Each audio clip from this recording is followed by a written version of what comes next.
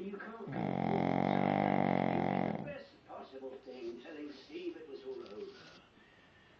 Oh, look, and if he hasn't had the decency to end things with his wife, then he's just making a fool of you. I've had my fair share of married men, and they all promise you the world. That's how they keep you down. What they don't tell you is the promises are for the next life, not for this one. If he loved you, he'd be here. It's as simple as Listen, that.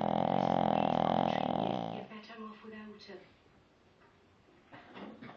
Lovely day. You have a moment? No, only if you're considering staying for another week.